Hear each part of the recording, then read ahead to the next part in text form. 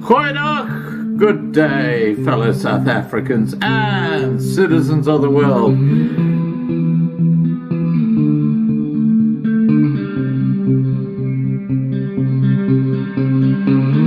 I've been looking around for salvation. I've been looking around for the truth. All around me I see frustration, and I looked all over till I found you. I sit and listen to your stories, and you're telling me, please don't worry. There's a lot in this world you should know, and love in life is where you should go. If you're looking for somewhere to go, if you're looking for someone to know, if you're looking for someone to guide you, then love in life will guide you. I know that life outside is so hard. There's a lot of things that can tear you apart. I know the road sometimes feel lonely, but remember you're not the one and only. There's always someone there to help you, a helping hand to pull you through.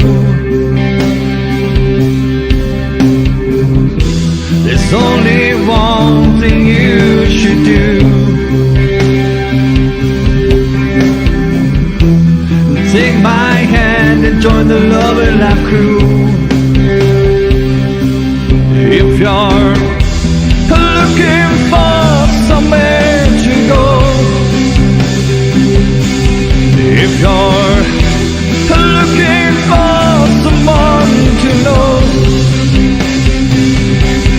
if you're looking for someone to guide you, then let love and life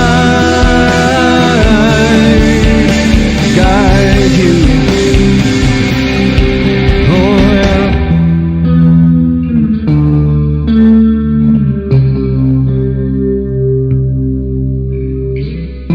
Don't worry, we'll be keeping you busy on the channel. There's going to be a lot of entertainment. Okay guys, please remember to subscribe to be kept informed and ring the bell for the updates. Please like this video, please share this video, and above all, please stay safe. Bye.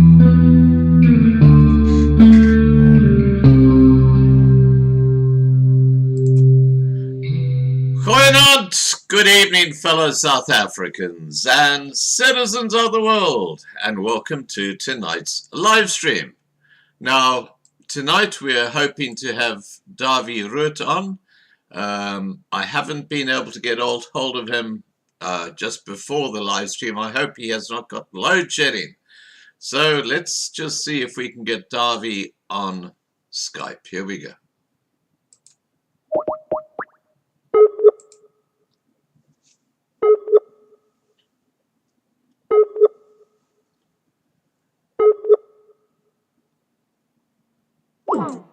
Okay, looks like we might have a little load shedding issue with Dawie.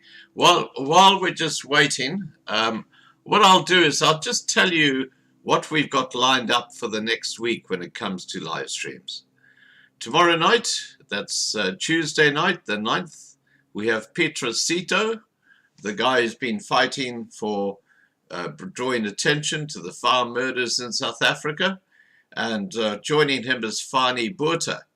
And they have a court action that we'll be talking about. And then on Wednesday, the 10th of August, we're going to be meeting Johan Nel, who is Nat's husband, Nat Quinn, who looks after our forum.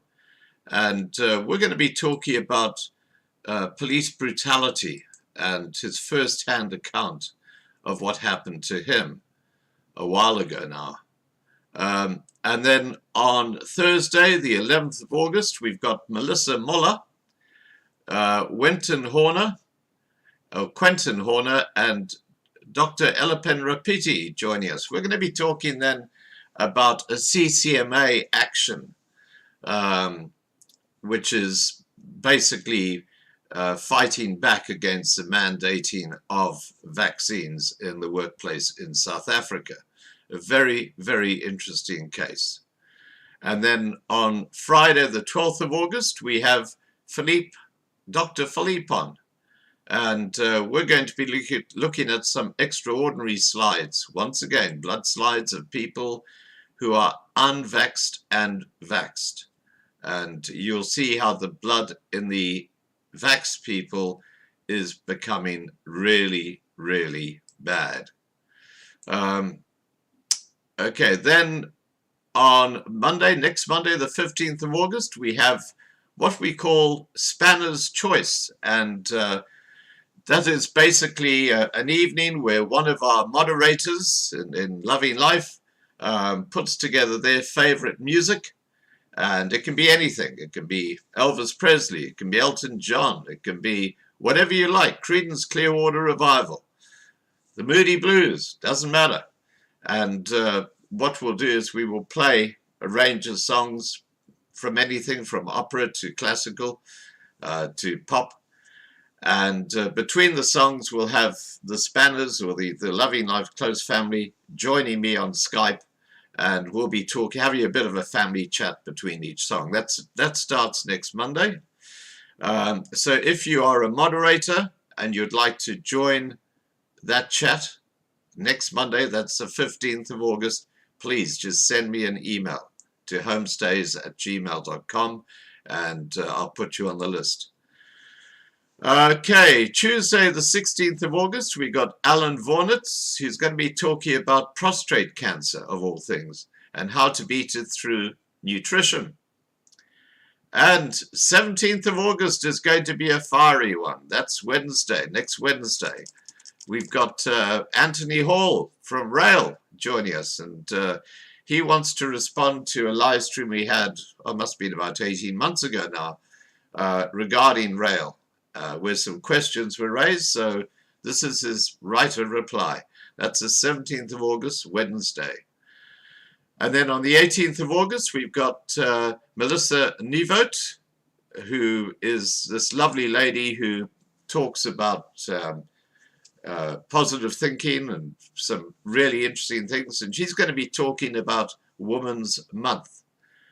And then on Friday, the 19th of August, we've got Yusuf Ismail joining us, and we're going to be talking about topical events. All right, guys, I'm going to see if I can get Dawie on now. It's a few minutes after 8. Let's just see what happens. Here we go.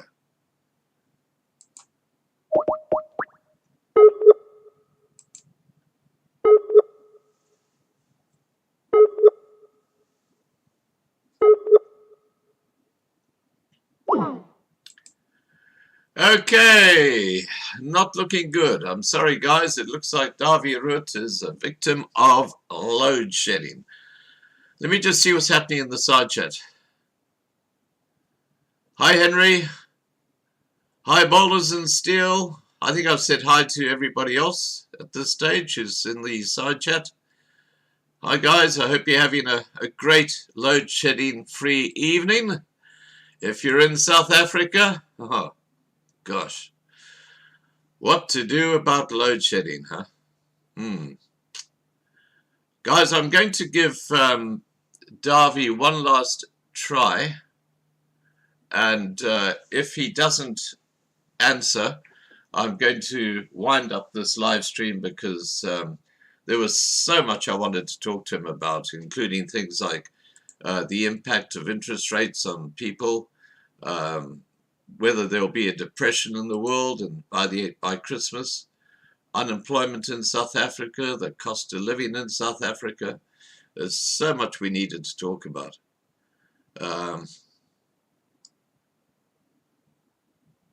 Yeah.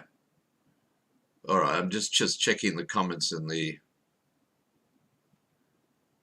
Yeah, I see that, Alta, but Dawie is clearly not responding to his Skype, so I don't know what else it can be. Let me just try again. I'll give it one more go.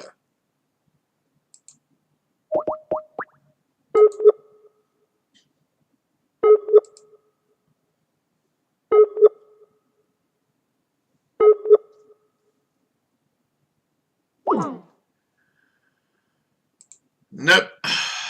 No one at home. All right, guys, I'm going to wrap this live stream up. Don't forget, next Monday, the 15th, we're having a bit of a family get-together, and if you'd like to be part of that, if you're a moderator, we have to restrict it to moderators, otherwise we'll have about 20 people at the same time, and that's chaotic. So if you're a moderator and you'd like to join that evening next Monday to chat live on Skype, please just send me an email and I'll tell you how to contact my Skype and we'll get you into that discussion. Alrighty, see you guys tomorrow night, and don't forget, tomorrow night, that's Tuesday night, the 9th of August, I'm talking to Petra Sito and Fani Botha. What I'll do is I'll leave the side chat open for about 10 minutes, just so everybody can say hi and have a bit of a chat. And I'll see you guys tomorrow night. I'll go out with our normal theme song, Op Onze Rots. Here we go. Let me get that up for you. And if Dawie responds in the meantime, obviously we'll go ahead with the live stream.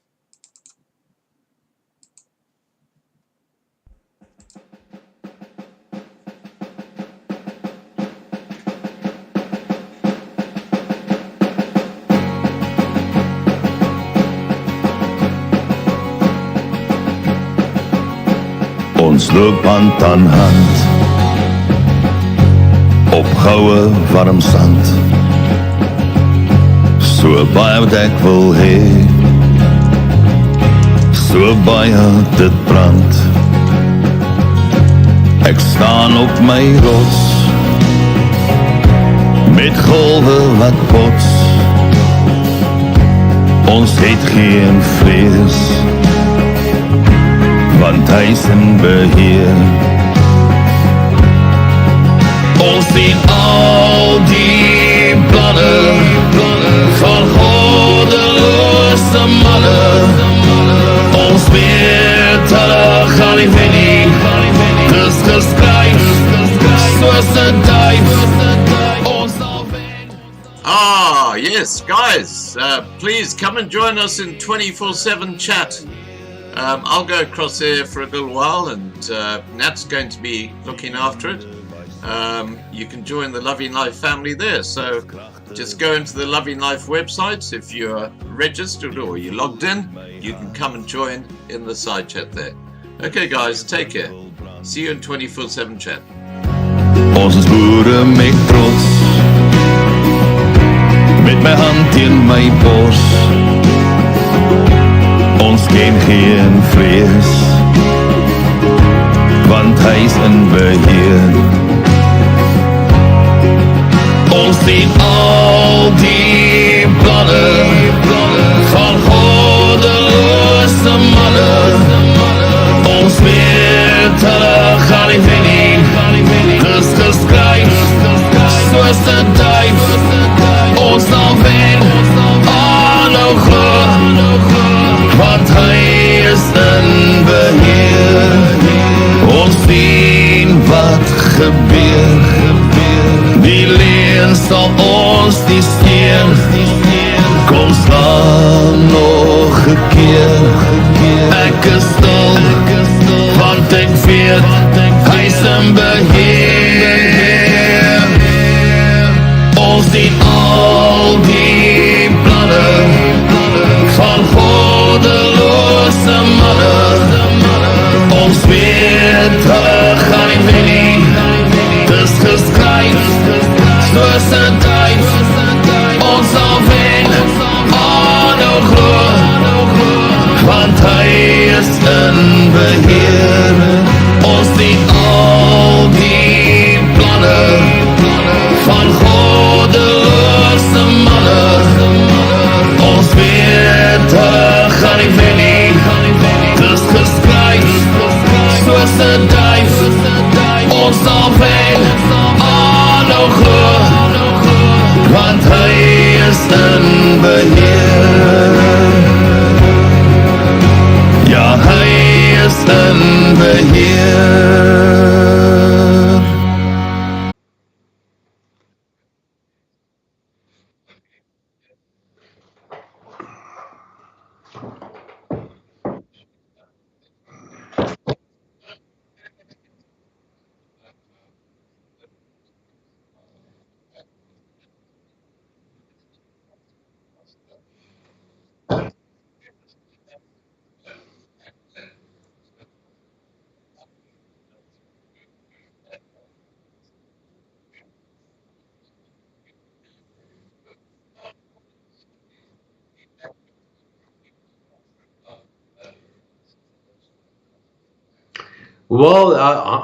Well, good evening to you. My apologies. I think I've had some technical issues here.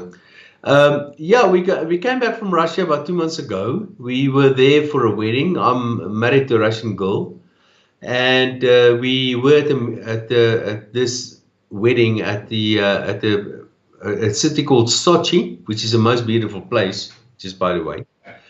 And as an economist, this was an opportunity for me to see what the impact of the war will be on Russia.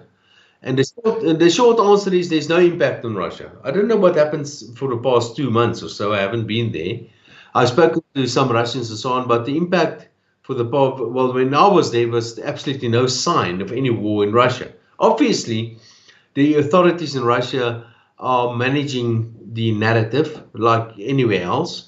But there's no major upset to their economic activities from a day-to-day basis.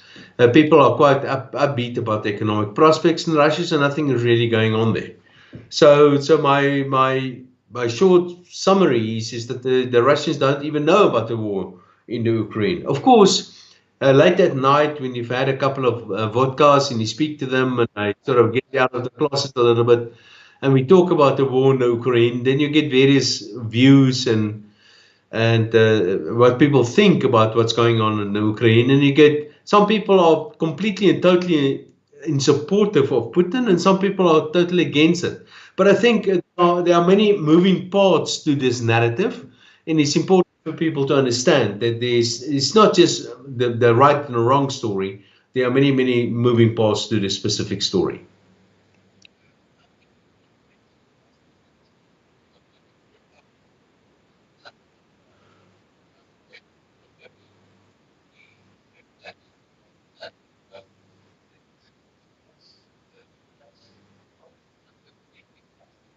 Yeah.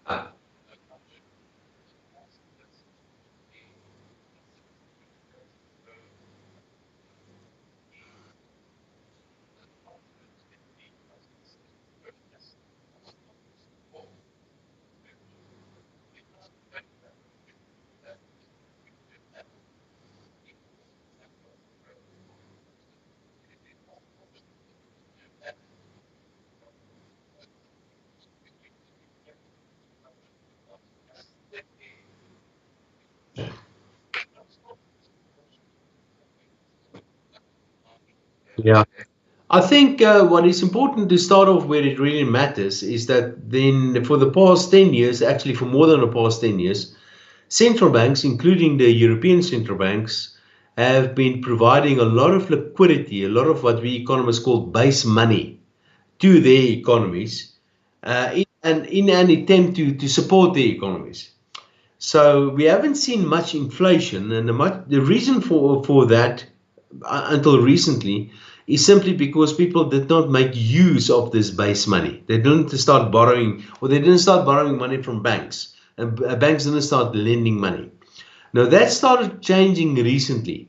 Now base money is very, very potent stuff, because base money can be turned into a lot of more money, or it can lead to more production, more economic growth, or it can lead to a lot more inflation.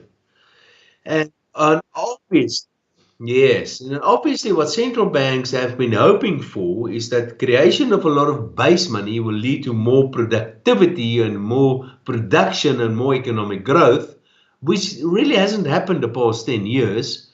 But this base money is still lying around, and all of a sudden there's this spark, and the spark is in the form of, well, various forms. And the spark is in the form of economies being opened up, and sanctions and spike in commodity prices. It doesn't matter what it really is the reason for all of that, but all of a sudden there's this increase in prices, and we get this increase, huge increase in inflation globally. So how do you fix that? Well, the answer to that is you take away the base money. The thing that started all of this, base money, increase in base money, you take it away, and you take it away by doing two things.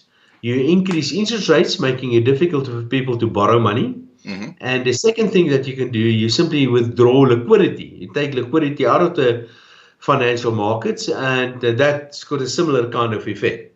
And that's exactly what central banks globally are doing. So they're doing the opposite of what they've been doing the past 10 years. They're increasing interest rates, and they're withdrawing base money from the whole equation in the hope that they're going to get inflation lower, because inflation is a bad thing. So don't call the Russians the reason for inflation. Don't call the increase in the petrol price or the increase in the oil price the reason for inflation. That's not the reason. That's not even a definition for inflation. But what we are currently experiencing is a huge increase in inflation globally, and in many emerging economies, like for example in South Africa, we see a sudden spike in inflation, and that's got all sort of negative, bad impacts on an economy like South Africa. Yeah. Well, I totally get that. And what I find really interesting, and I'd love your perspective on this, is that the US tried to destroy the Russian economy when the war first started by bringing in sanctions and confiscating the cash that Russia had outside of Russia. And it seems that, I believe the ruble tanked for a short while, and then it shot right back up again when Russia said, we're going to back our currency with commodities and gold and stuff like that. And now they're actually forcing countries like Turkey to pay for their gas in rubles, and Turkey, I believe, are now going to be paying for the gas in rubles. So I understand. Yes. Yeah. So this, what's actually happened is that Russia's done really well, despite the attempt by the West to bring down their economy, hasn't it? Yeah, actually, I've done some calculations, and initially I thought that the Russian economy will contract by about 10% this year, 2022. Those were my estimates. Subsequently, I've revised that, and I brought that down to less of a contraction. The International Monetary Fund, they've got a contraction of about minus 6%, which is still bad, but it's not a total collapse. Right. So, without a doubt, the Russian economy is certainly feeling the impact of the sanctions. What did they do? And I think much of the credit must go to the central banker. It's a woman, and it's with a totally unpronounceable name. So I'm not even going to try. No. Not her. not she's from Limburg. But the Russian central banker is a woman. Oh yeah, and yeah. What she has done, she's increased interest rates. Yeah. A lot initially. Yeah. And implemented all sort of capital controls, and they've limited all sort of transactions on their financial markets. And there is basically what they've done. They sort of put a lid on financial transactions. The result of all of that was that the ruble did go into a bit of a nosedive initially, and gradually things sort of stabilized, and today the ruble is stronger than where it was just before the invasion in 3. All right.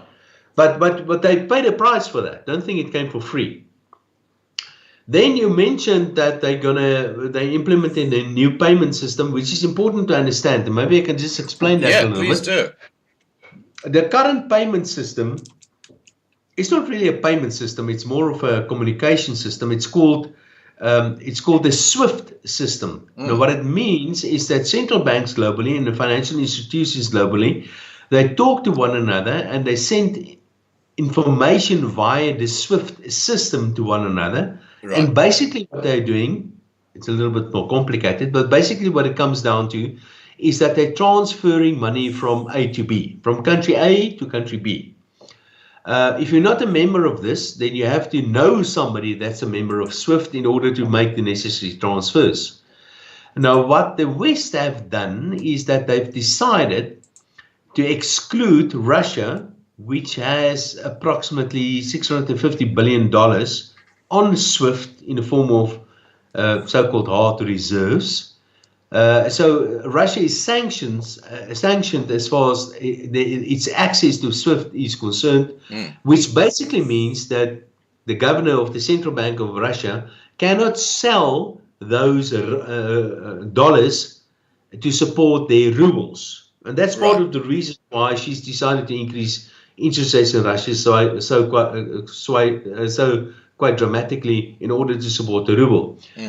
So the bottom line is they've been cut off from their dollar and other hard currency reserves. So that was quite painful. Now this is important because currently we see the tension between China and Taiwan. Yes. Now the Chinese, they have $3.3 trillion worth of reserves represented on the SWIFT system. Wow. And I believe that is part of the reason why the Chinese decided not to invade Taiwan, because they just saw what happened to the Russians and the pain that they went through in order to sort of stabilize their currency. So, but that's a kind of a bullet that the West can fire only once. Once you've cut somebody off from the SWIFT system, then they will start making alternative arrangements, and that's exactly what the Russians and the Chinese are currently doing. Yeah. And quite incidentally, they call it the MIR system. Now, MIR is a Russian word that means peace. So they've implemented a MIR system, which is an alternative to the SWIFT system, which will allow for the Russians and the Chinese and many other countries, perhaps BRICS countries as well, to do certain financial transactions amongst one another. And that's what we are currently seeing. So it's an alternative financial system that is basically being created by the Russians and the Chinese. Now, this is absolutely fascinating. I'll tell you why. Because the SWIFT system is based at the Bank of International Settlements in Switzerland, and that's basically the top of the money tree. That's basically the top of the whole. They're above the central banks. And the thing that I find fascinating here is that the people who basically run the Bank of International Settlements, the directors, I think there are like 12 of them. Nobody knows who they really are. But I believe they've got diplomatic immunity. They're like guards. I mean, they're just so powerful. As I say, the top of the money tree. But the thing that NATO is now saying is that the war in Ukraine is the greatest threat to the West of anything that's ever gone before. And what they're actually saying in code, I believe, and you might have a different point of view, is what they're saying in code is that the drive towards a one world government has now been interrupted because you've now got another form of banking system being established, which is Russia and China. And obviously you've got the BRICS countries. Do you think the BRICS countries Yeah. are going to join that new form of? Yeah. Of course they are. Yes, some of them have joined already. In fact, many countries are actually applying to become members of BRICS, like Yes, like Argentina, Saudi Arabia. yeah, Saudi Arabia, and Iran, and all those sort of countries. They're all applying to become members of BRICS. Yeah, I know you've got this conspiracy ideas and so on, but let me give you a little bit, a slightly different angle to this whole thing. And Go that is ahead. that, yeah. All right, at the moment we've got two power blocks, if you like, Yeah. internationally. We've got the Americans supported by the West, by the Europeans mostly, and we have the East. And you can decide who you think is the leader of the East, but I think Putin would like to think he is I think the Chinese are. yeah, They've and got a lot more cash. that is exactly my point. I think the Chinese are. Yeah. But what people don't realize, well, I guess people do realize that, but it's not really part of the everyday discussion. And that is that China has got significant territorial demands on Russia, on at various levels. So let me just take you back a little bit to 1939, if I'm correct, where Ribbentrop and Molotov, two guys, entered into an agreement whereby they decided that they're going to divide Poland between Germany and Russia. And what happened in the end is that Germany invaded or attacked Russia, and we know that the rest is history. Yeah. So I think there are some similarities here. Is that there are some territorial demands on Russia from China, and I've got a suspicion that that Xi Jinping is misusing Vladimir Putin to do some dirty work for him. And part of the dirty work is just to invade the Ukraine and sort of make life difficult for the Europeans and all of that. Because what he actually has what he's got in mind is to unify China. That means invade Taiwan, and eventually, once he's got a weakened Russia, he will also take some of those territorial areas that he's got the claim on, which currently belongs to Russia as well. So I think that could be, if you talk about the real enemy of the West, I don't think it's Russia. I think it is China. Well, I know Xi Jinping is he's an absolute expansionist dictator, if I put it that way. But I want to come back to what you said about the war with Ukraine. I think the war with Ukraine has a very different set of. Give me a second. It's just Marlene. I'll just let her know that I'm in a live stream. Hang on, just give me a second. She's trying to get hold of me, by the way. Oh yeah. I've just said I'm live with Dawie. Okay, let's get back to us. Here we go. Okay, okay. Now, okay. So getting back to Ukraine, I believe the reason why Russia invaded Ukraine was simply because Zelensky was talking about actually becoming part of NATO. And that would have allowed America to put missiles right on the doorstep of Moscow. And Russia said, not on, or Putin said, not on my watch. And that's why. And he used the excuse of those 8 years where Donetsk and Luhansk, the two eastern states of Ukraine, where the Russians had been oppressed and some had been murdered by the Ukrainian Azov division, which was sent out there. They're the really Nazi type guys. And Russia then invaded Ukraine to create a buffer to keep NATO out of being so close to Moscow. That's my perception of what actually drove the war in Ukraine. Do you have any thoughts on that? Yeah, it's a difficult thing, you know. Like I've said, I was in Russia recently. I've spoken to many Russians. I'm married to a Russian girl. I've studied communism. I think I've got a bit of an idea about the history of the Soviet Union at least.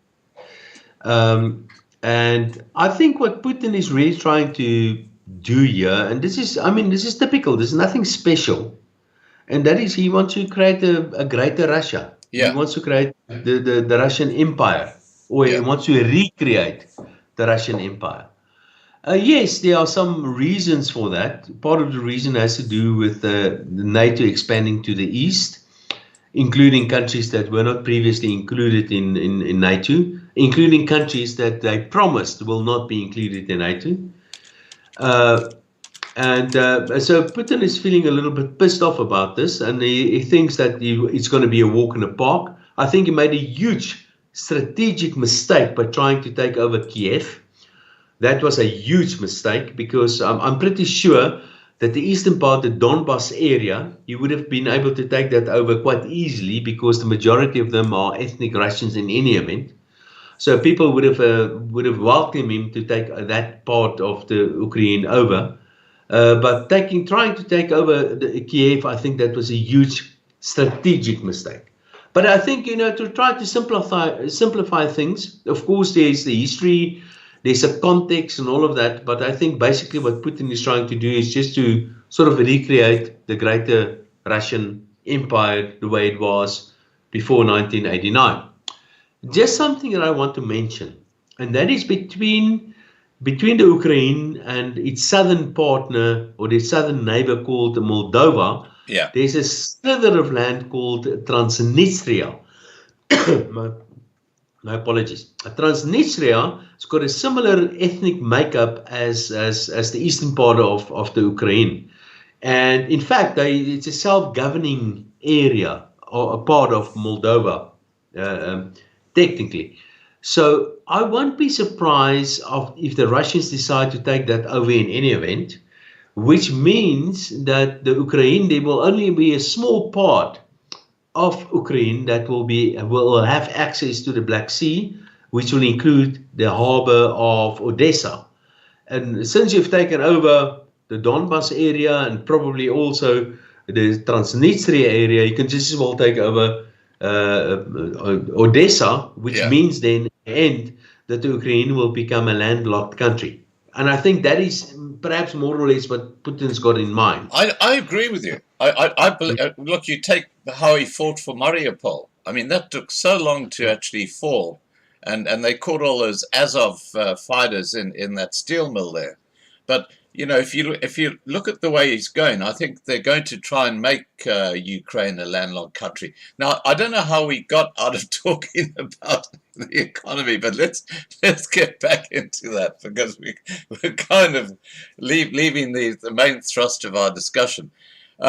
Let's look at how this has impacted the world, and I want to just focus on for example, the wheat. Millions of tons of wheat that have to leave Ukraine, and how that has impacted food prices around the world, and that the wheat situation does appear to be directly related to the war. Do you want to talk about that? Yeah, it's not only about prices, it's about logistics as well. There are many countries, and remember the Ukraine and Russia, the major grain producers in the world are the Ukraine, Russia. I call it the Ukraine because that's what the Russians call it, or Ukraine if you want to. Russia itself, the United States, India, and China. Those are the major grain producers in the world. There are many, many countries that are very much dependent on, especially on Ukraine. Countries like, for example, Syria, Morocco. A lot of African countries. Yeah, the Horn of Africa, Ethiopia, Somalia, Egypt, many countries like even Sri Lanka are countries that are, even countries like, for example, Chad. Chad recently announced a famine. I mean, I don't see it in the Financial Times. People don't report about this. But Chad is currently experiencing hunger. It is part of the country, one of those countries that are currently receiving special support from the United Nations. So many countries, and in fact many hundreds of millions of people, are currently experiencing a shortage of food. Food prices are going up globally, and in fact we are currently seeing what we saw last time we saw this was in the late 1970s. especially in Ethiopia then, where people are literally starving of hunger. And that's what's happening today. So I think we're going to see more of this. People are really going to go hungry.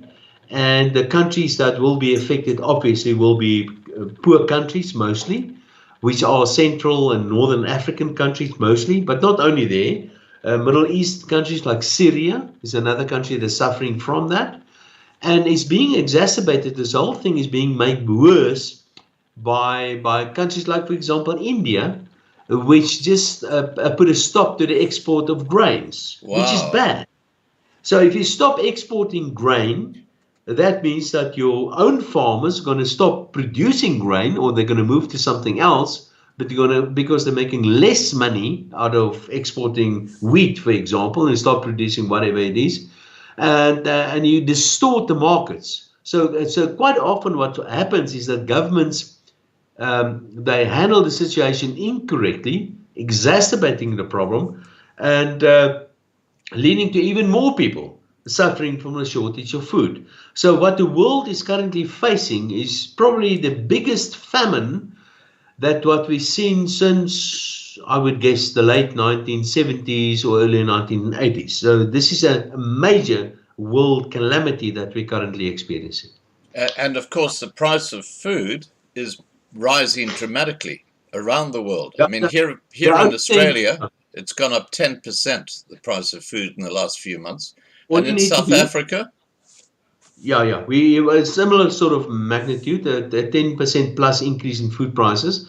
But remember, grain, maize and wheat prices basically forms the basis of food prices, because you feed it to cattle, you feed it to pigs, you feed it to chicken, and food and grain prices has been increasing quite a lot recently. Yes. Yeah.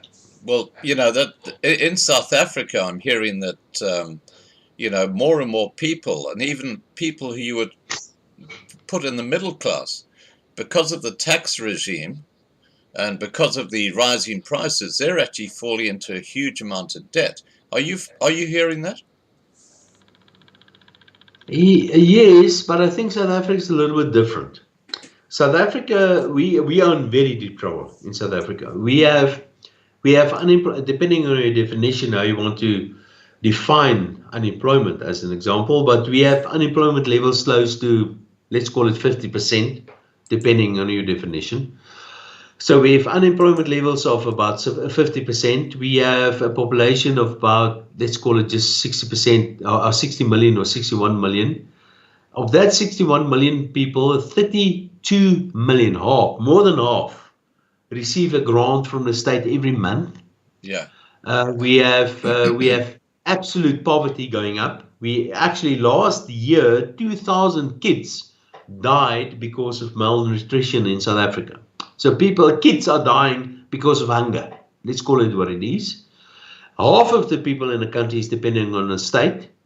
Unemployment is record high levels, poverty is going up, and now we have energy prices going up, especially things like, for example, paraffin, which is important for South Africa, and petrol price and diesel price, and also food prices going up. Now, I mean, this is a recipe for disaster, and we're seeing all sort of public protests in South Africa. The army is being called up, and I must tell you, I'm very, very concerned about South Africa. Things are. Yeah, and now we've got some political developments in South Africa. At the end of this year, there will be a leadership contest in a ruling ANC government, and in 2 years' time, we have a new general election. I don't think the ANC is going to get a majority. I think we're heading for coalition government in South Africa. So, and the ANC is not going to let go. The ANC is a corrupt organization. It's a criminal organization. It's a highly incompetent organization. They do not have a policy. They don't have an ideology. The ANC exists for one reason and one reason only, and that is to look after itself. That's the reason why the ANC exists. So I'm afraid I see some real serious difficulty for South Africa. And this all happens in a context of rising international food prices, which is quite bad. And ironically, South Africa is actually one of the few countries in Africa that actually produce enough food to feed its own people. We're actually net exporters of food in South Africa because we've got amazing farmers in South Africa. But the farmers are in the crosshairs of the politicians. They want to do all sort of bad things to the farmers, and the farmers are the bad guys, and expropriation without compensation and that sort of nonsense. But for now we're still okay because there are some other issues going on in the ANC at the moment. There's so much infighting, and they're literally killing one another in the ANC for positions. Because if you don't have a position in the ANC, then you're going to end up in a squatter camp somewhere, and you're not going to get a job.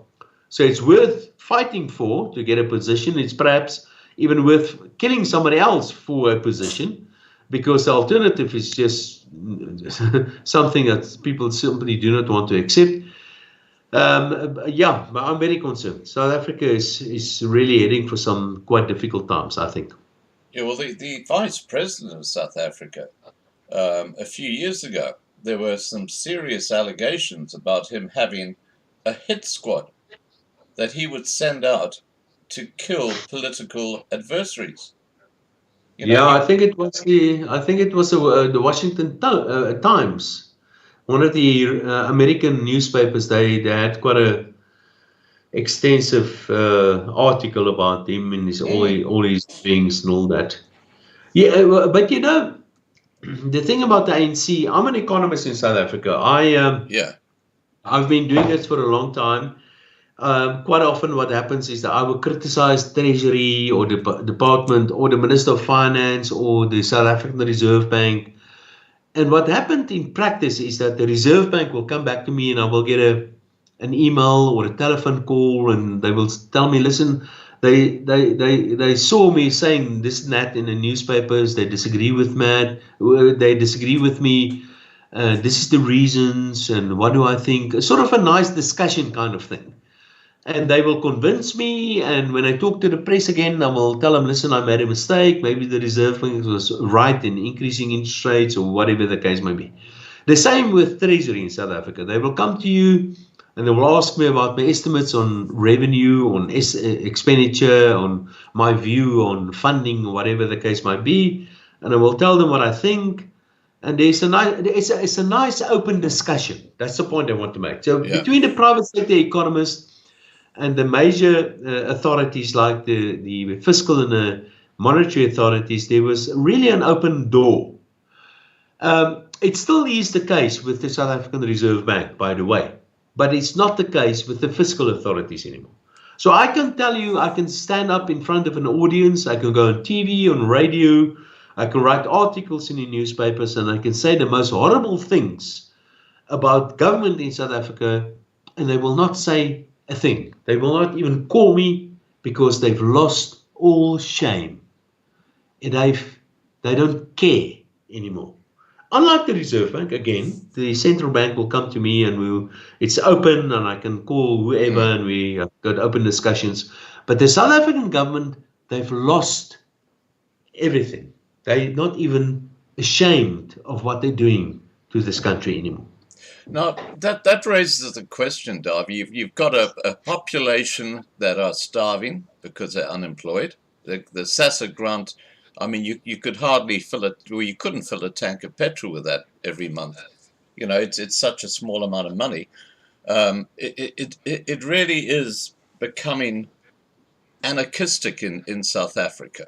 How can the people of South Africa, forget about the ANC, let's say the ANC were gone, okay, so they weren't in the picture at all. How could the people of South Africa turn around the country and start rebuilding post this mafia mob? And I'm talking about the ANC.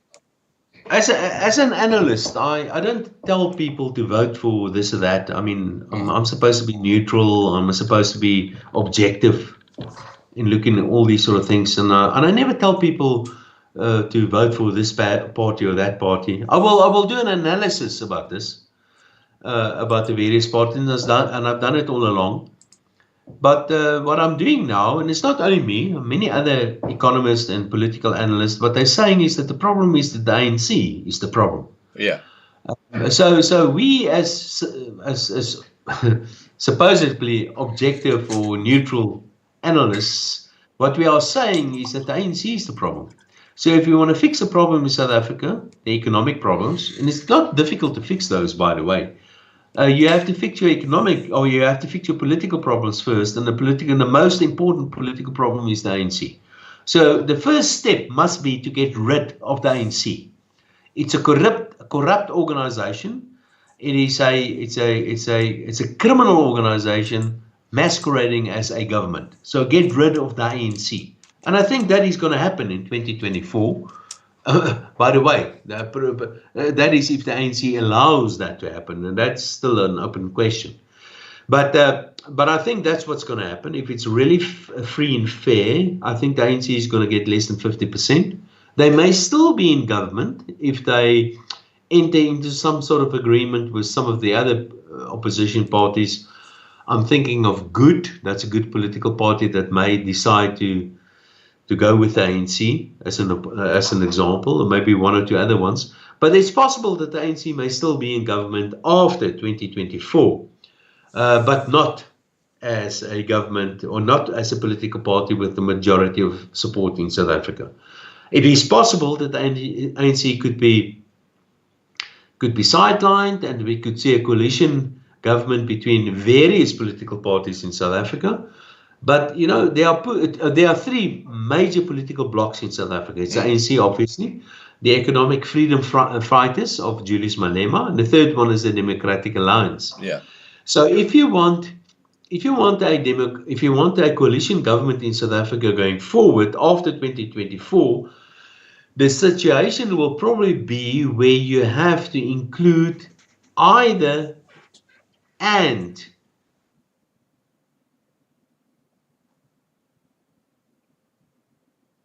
Sorry, guys, it'll come back in a second. Yep. Sorry, we lost you there for a second, Dawie. What I'm saying is that the future government will, after 2024, will include the ANC and or the EFF. That's where we are. Right. Wow. Now, if it includes the EFF, then they're going to fast track things like expropriation without compensation. No, not necessarily. No, not necessarily. The weird thing about politics, if you go into a coalition with somebody that's got more or less the same ideology, more or less the same politics and policies as yourself, then that kind of coalition government tends to be quite unstable. Yeah. So, for instance, if you get the DA going into coalition with Inkatha and the Freedom Front in South Africa, chances are that we will have a relatively unstable government in South Africa. That's a weird thing about politics, not only in South Africa, worldwide. But if you get the DA going into coalition with the EFF, ironically, that may actually lead to a more stable coalition government. Because ideologically, they are so far apart. Absolutely. That, they're not even going to fight about ideology and about policy. Because they know there is no middle ground. They're simply going to keep the arrangement intact or the coalition intact, which may eventually lead to quite a stable coalition government. So my best case scenario will be with the EFF and some other political parties going into some sort of coalition, and with the EFF remaining relatively quiet during the next, say, 4 or 5 years or so. Right. Now, I had something I was going to ask you, just slipped straight through my head. Oh, that's it. Yeah. Okay. Now, black economic empowerment. We've talked about the ANC and how they've basically brought South Africa to its knees. When we talk about black economic empowerment, and I want to give you one scenario as an example. Back in 2017, when Ramaphosa was heading up the parliamentary mob who were overseeing Eskom, Eskom fired over 3,000 highly skilled white engineers because they had a problem, being in line with black economic empowerment. Now, you consider the damage that has done to the economy of South Africa when you look at what Eskom is doing right now with load shedding, and you then look at Eskom itself. It's on its knees. How much damage has black economic empowerment caused to South Africa's economy? That's one question. And the second question then is the solution to bring in meritocracy? So you actually get the right person for the right job. Is that the way to save the situation? Well, the second one, obviously, the answer is yes. That's a solution to the problem. The first one, yes, the damage to the South African economy because of black economic empowerment is incalculable. I don't think 3,000 individuals were fired from Eskom. They were perhaps pressurized to leave Eskom. Yeah, but they had to go. Yeah, they had to go, but they were not really fired. I think that's a bit of a strong word. But the reality is that they left because conditions were simply intolerable for them. There were no career prospects for them, and we know where Eskom is today. Eskom is financially and operationally has been run into the ground. Eskom is a shadow of its previous self. Eskom is a disaster. Eskom, and by the way, in 2001, if I remember correctly, Eskom was voted as the best utility in the world. Eskom debt was trading at a yield lower than government debt, than the sovereign's debt. Eskom was seen as a lower risk than the South African government. Well, things changed quite a lot since then. But, and again, I try to be optimistic about these sort of things, because what has happened, what the ANC has done in South Africa, is that they've done what Margaret Thatcher could only dream to do in the UK, and that is that they've privatized everything in South Africa. They've privatized South African Airways, because South African Airways, they didn't get any money for that. But they've basically privatized the airlines, or, airways in South Africa. The same goes for South African Post Office. The Post Office is bankrupt. And today the private sector is taking over all the Post Office's services. So the Post Office has been privatized. You can even go as far as saying that the police has been privatized in South Africa. We've got 3.5 times as many private sector security people in South Africa than police people, because the police is ineffective and corrupt and incompetent. Why are we paying taxes then? Yeah, well, that's a good question, but people are evading taxes quite a lot, I can tell you that. Yeah. So the point I'm making is that the ANC, this left-leaning socialist stroke communist, call it whatever, political organization, that is supposed to believe in a developmental state, that's supposed to believe in state control. Ironically, that same organization is the organization that's privatized just about everything in South Africa. Yeah, including, including everything. And what they're currently doing, they're privatizing Eskom as well. They're privatizing electricity generation and all of that. I want to talk to you about that, because I've got a conspiracy theory. Okay, and I know you love rebutting conspiracy theories. So here's my conspiracy theory. Okay, I'll give you a little bit of background. Patrice Motsepe, okay, African Rainbow Energy, okay? They're very big in renewable energy. Now, he's just entered into a huge agreement with, I think it's with Standard Bank. It's something like 7 billion rand or something like that for developing renewable energy. Now, here's the conspiracy theory. Patrice Motsepe is a board member of the World Economic Forum. I don't know if you knew that. But I know that. Yeah. Now, as a board member of the World Economic Forum, he is involved with the Klaus Schwab machine, okay, which is the one that's pushing that by 2030, you will own nothing, but you will be happy. You've obviously seen that out there from the World Economic Forum. So here's a conspiracy theory. Do you think that Ramaphosa, we've actually lost focus on you on the camera. You're blurred and your background is Okay, clear. I'll just switch it on and off. All right. Yeah, okay. Yeah, so here's a conspiracy theory. What if Ramaphosa has deliberately destroyed Eskom so that Patrice Motsepe, who's his brother-in-law, can come in and become the czar for power in South Africa through his... I think, Scott, back to you. Scott, I think you give them far too much credit. I mean, these guys can't run a belt. I mean, these guys are usually completely, totally incompetent.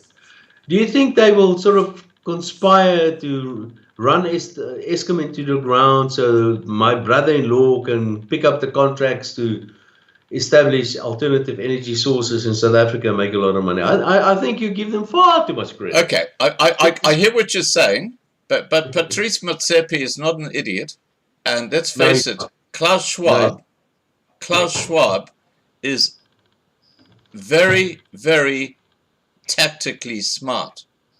Why would Klaus Schwab put Patrice Motsepe on the board of the World Economic Forum if it wasn't because he realized that by manipulating the situation in South Africa, Patrice Motsepe could become the power czar of South Africa, which would be basically like one of the people who would be running the country? Yeah, I'm not too concerned about that. I think, by the way, Charles Schwab, the reason why he's got people like Motsepe as a board member, it makes sense for me. When he says he's from South Africa, South Africa still got some political clout. He's from Africa. That's also important. You need to be a representative. So I can think of all sort of political reasons why you would like to have somebody like him on the board. But I think in the end, what matters is the real practical realities. And the practical realities, and I look at myself, for example. I mean, I'm not sure whether we have load shedding. Load shedding, by the way, means when we don't have electricity in South Africa. Which happens a lot. It happens quite a lot, yeah. And I don't know whether we have it or not. And the reason why I tell you this is because you're off the grid. Exactly. That's the point. And you know, I remember, Dawie, and look, I can see why you're a top economist, because last time we spoke, you just put in this huge tank for diesel on your property. And of course, the diesel price has gone through the roof since you did that. So, you know, you do things at the right time. I made a lot of money out of that, by the way. But the point is, the point I want to make is that don't underestimate people. I mean, I'm going to make alternative plans, you know, to get the electricity, to get diesel, whatever. It's not as if Patrice Motsepe is going to take over South Africa's electricity, the whole generation or the distribution. I'll take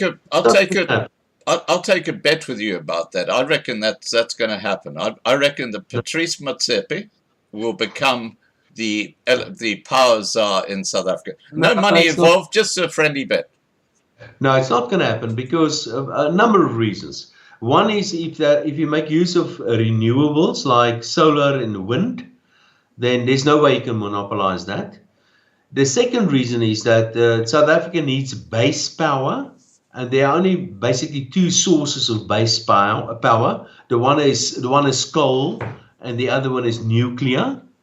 If you want to go the nuclear route, I mean, there are so many hoops that you have to jump through. There are so many international organizations that you have to get the okay for, and the Greens gonna make your life quite difficult. And the other alternative is coal, simply coal, and that's the only place where I think the private sector can really get involved in, because it's still expensive, but it's possible for the private sector to start a coal generation facility in South Africa. And, Patrice Motsepe wants to get involved in that. Good luck to him. I don't have a problem with that. But he will have to compete with the rest of the private sector. So, no, he's not going to become the energy czar in South Africa. Yeah, there, yes. 1 or 2 contracts with government, perhaps. But he's not going to take over Eskom. Eskom is finished. Eskom is finished and klar. There's Eskom. We're seeing the end of Eskom. What the only thing that will remain of Eskom is the transmission lines. The generation part of Eskom will be privatized. We will either sell off the existing generation parts, or the private sector will simply invest in new generation. And the other part, the other end of the whole value chain, is the distribution part. And again, the private sector will get involved in there as well. But, the municipality is not like that. Dawie, you've got 2 brand new power stations. You've got Kusile and Medepi. They're not new. Well, but they're still building them. Yeah, but they're completely dilapidated. Oh my gosh, that is absolutely crazy. Scott, let me just mention something. So Eskom has got total outstanding debt of nearly 400 billion South African rands. Yeah, it used to be nearly 500. No, it's 400. It's actually 300. When De Ruyter took over, it was just under 500 billion. It was 490. Yeah, but no. Recently, it's a bit technical. Recently, what happened? They made some forex gains, forex profits. They paid off some of the debt, and the current outstanding debt is just below 400 billion. Right. Take my word for that one. All right, but nevertheless, doesn't matter. So, which is approximately 7% of GDP. And that debt is totally guaranteed by the South African government in any event. Eskom is totally unsustainable financially. And I've got a suspicion that, I think what will happen, and that's the whole privatization thing about Margaret Thatcher. Yeah. What is going to happen is that the state will be forced to take over the debt of Eskom in the end. There's a lot of talk. Well, maybe we can use this government employment pension fund to take over some of that debt, which the PIC. Well, not the PIC, the PIC and the managers. Government Employment Pension Fund is a client. The PIC managing the Government Employment Pension Fund. So there are 2 different entities, but right. The PIC also manages many other funds. Yeah. But anyway, the bottom line, the bottom line is basically that there's 400 billion outstanding debt. What is going to happen to that debt? They've got all sort of plans. They want to write it off, which basically means that the Government Employment Pension Fund will have to take the knock on that. My view is that the government simply have to take that debt over on its own books. Because government, me and you, not you, but me, I'm the taxpayer. I guarantee that debt in any event. Yeah. So take it over. Take it over, put it on a state's balance sheet, and increase the total outstanding debt of the state by 7 or 8% to GDP. But, and this is very important, is that do not allow Eskom to incur new debt. So you have to privatize Eskom, you have to sell it off, you have to close it down, you have to get private sector participation, all that. So the short answer is, I think the outstanding debt of Eskom will eventually become part of state debt. I can't see any other solution. Now, I've lost your focus again. We have a blurred blob in the middle. That's okay. We can hear what you're saying. I hope that's better. I'm just waiting for your camera to go. There we go. That's it. That's it. Now we can see you beautifully clearly. Perfect. Okay. So now, Dawie, with everything that's happening in South Africa, as an economist, where do you see the rand against the dollar in a year's time? Yeah, that's an interesting one. Let me just have a look where the rand is at the moment. At the moment, the rand, and we can talk about this the whole night. 1663 at the moment. All right. So the rand is. Let me just give you some background. The South African currency, the rand, is a weak currency. It has always been weak. It has always been undervalued. But back in the 1960s, it used to be more worth more than the dollar. Even then, it was undervalued. Wow. Okay. But remember, you have to, that's the thing about economics. Economists try to make things as complicated and difficult as possible. But even during the 1960s, the rand. So don't look at the nominal exchange rate. That's not the way to look at it. Right. Simple, and I don't want to mention this, but to make my point a little bit clearer, look at the Big Mac index in simple terms. And the rand has always been undervalued based on the Big Mac index. And now what I do a calculation, not only in a Big Mac index, but a slightly more sophisticated calculation, including not only hamburgers, but also other things. And the answer is, in fact, quite close to the Big Mac index. So the bottom line is, over time, the rand has always been undervalued. That's important to understand. Right. Of course, sometimes you find that the rand is a little bit less undervalued and sometimes a little bit more undervalued, but it's always been undervalued. Now, there are many reasons for that. One reason is that we are measuring the South African rand against the US dollar. And the US dollar itself has been relatively overvalued forever.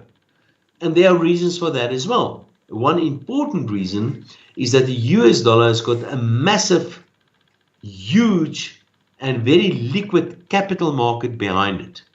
Now that is important. That's a petrodollar. No, it's not that. Now let me give you a simple example. Okay, go ahead. So if we in South Africa, if we export platinum, we are paid in dollars, and the South African Reserve Bank will end up with these dollars, and they don't take the dollars and put it under the bed of the governor of the South African Reserve Bank. They take these dollars and they reinvest it back in the United States, in the US capital market, and mostly in US Treasury bills, TBs.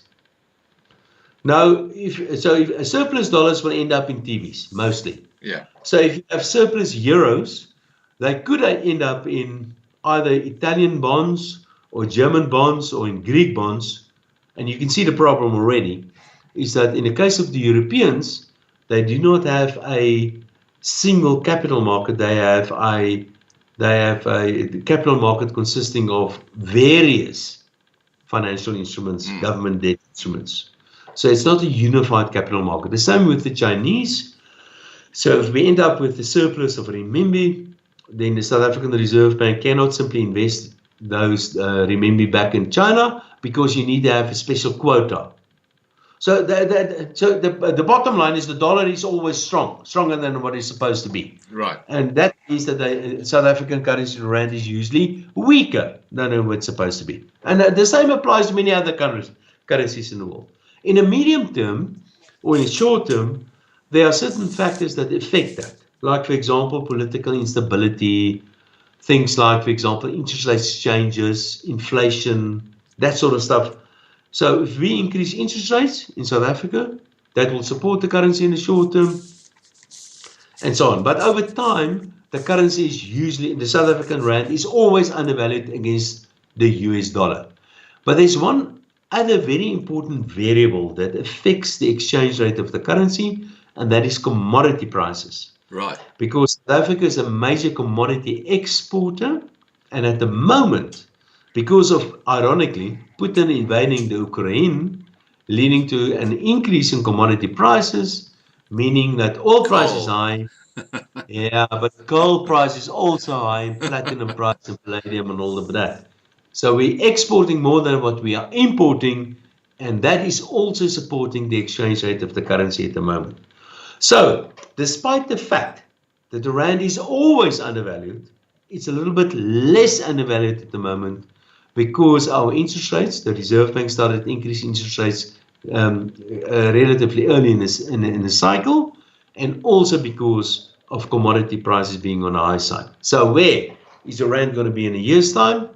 In a year's time, I think, I could be wrong, you must give Putin a call, ask him what he thinks, but in a year's time, I think the oil price is going to be, say, $70, maybe less, which means then that the gold price is going to be lower, platinum price, palladium prices, coal prices, all will be lower, which then means that South Africa's surplus on our current account will be lower, and it may even be a deficit, which then means that we will import less or import more than what we are exporting, which will remove one specific reason why the rand is relatively strong.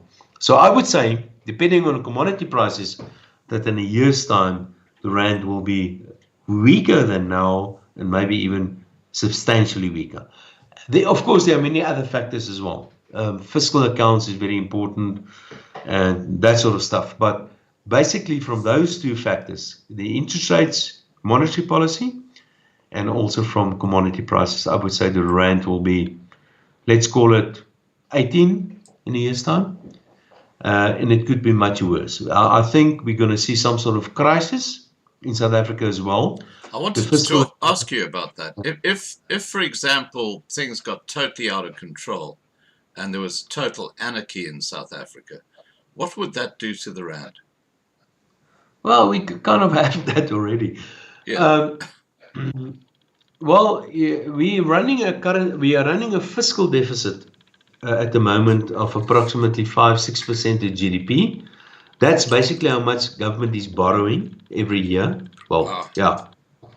So they're spending much more than what they're getting in by way of taxes. Yeah. Fortunately for them, the commodity cycle is good because that results in a nice tax take as well. But the reality is that the state is spending too much money. And the day is going to come when the funders of that fiscal deficit is going to say, listen, but I don't want to lend you money anymore because I'm not so sure you're going to repay me. And anyway, your tax base is not very solid because people are going to stop paying taxes and you're spending all this money. I demand a much higher interest rates before I'm going to lend you money. So the funders are going to dry up eventually. And if that happens, then I'm afraid that can eventually have a knock-on effect on the currency as well. We're not really, one of the good things, and it's the only good thing I can think of the ANC government, but one of the good things that the ANC government did is that they didn't really splash on foreign borrowing the past 25 years. We only have about 10% of total outstanding state debt is in the form of non-rand denominated debt. So our foreign debt is actually relatively low compared to many other countries in the world, which is a good thing. But I'm afraid that if you keep on running a fiscal deficit at 5-6% of GDP, you're going to get into trouble, and eventually that will spill over into the exchange rate of the currency as well. So yes, a crisis can lead to a sudden and a significant weakness of the currency, the rand, within a year or two or so. Yes, that's possible. Now we're just talking about commodity prices, and I want to share a screen with you, Dawie, and get your comments on this. Okay, I'll just get it. There we go. Now, okay, I'm just sharing this with everybody watching as well. We've got about 400 people watching across the platforms, and the headline is "Gold is going to go," and they're suggesting that the price of gold is going to jump up to about $2,500 per ounce. And do you have any comments on that with the gold price?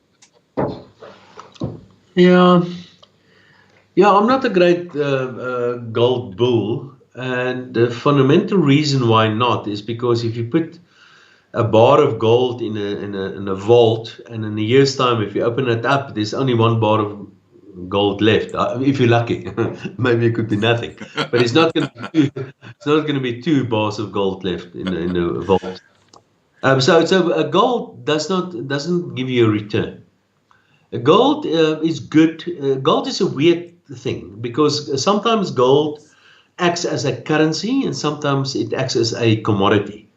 Now, the commodity value of gold is actually quite limited. We don't usually use gold in stuff like coal. We use coal. We burn it in to make electricity. But in the case of gold, the bulk of gold goes to what we call gold bullion, which means that gold sometimes is a bit of a commodity, but usually gold acts like a currency.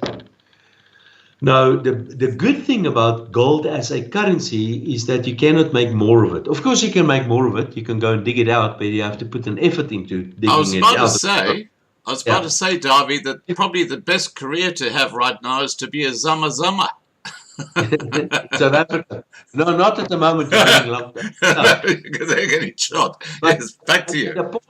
The point I want to make is that you cannot, unlike other kinds of currency, like the dollar or the rand or the Aussie dollar, you cannot make more gold by printing it. You have to dig it out. And that means that there's a sort of a basic support to gold. And that's part of the reason why I believe gold will maintain its value, but it's not a good investment because 1 bar of gold remains 1 bar of gold. Now, so Dawie, just so you know, I've got a shared screen on from you. I've actually got your gold spot prices, world markets on at the moment. Okay. Just so you know, I don't know if you're supposed to be sharing that screen with me. Okay, now I've got spot prices. Okay. There you are. You're back. You're back. Okay.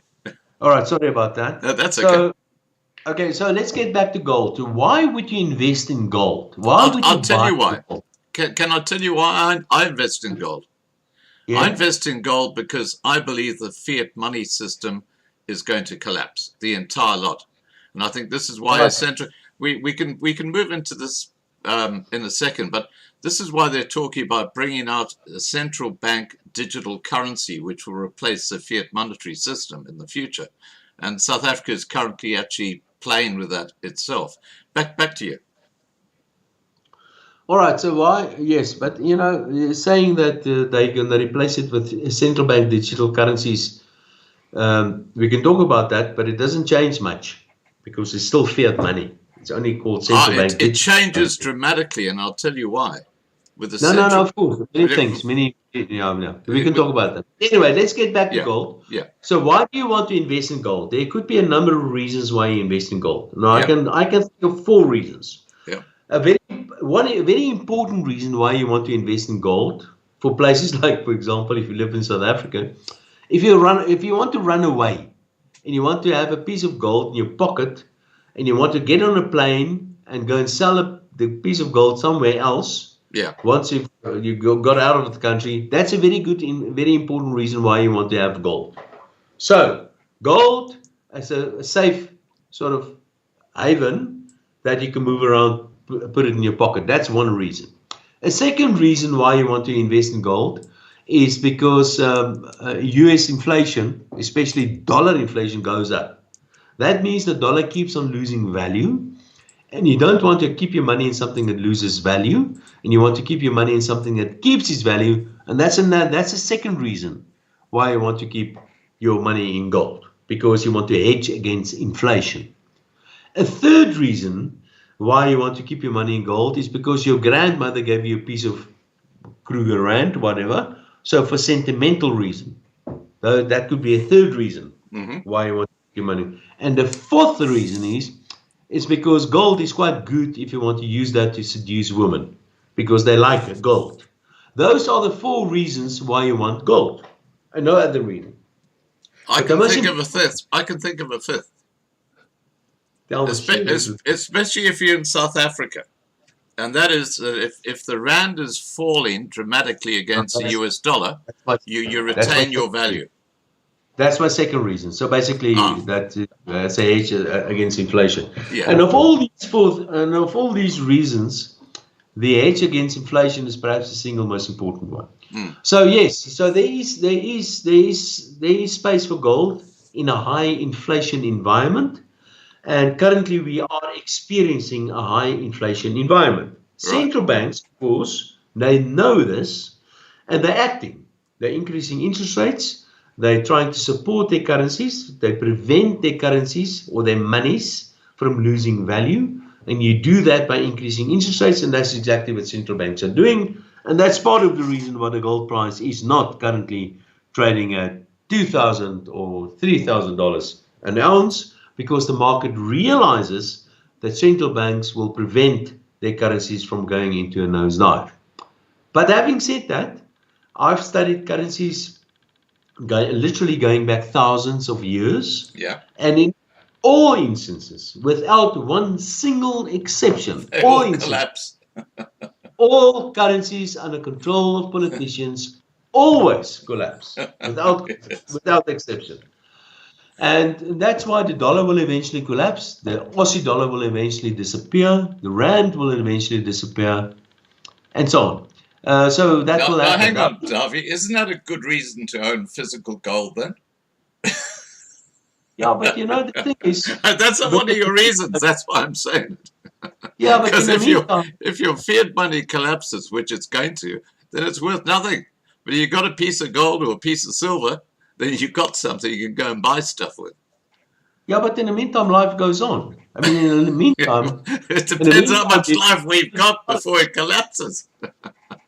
Yeah, but you can't just move everything into gold and wait for the day. I'm not saying everything, but don't you think it's a good strategy to have some physical gold and some physical silver in the event that there's a catastrophic collapse of fiat?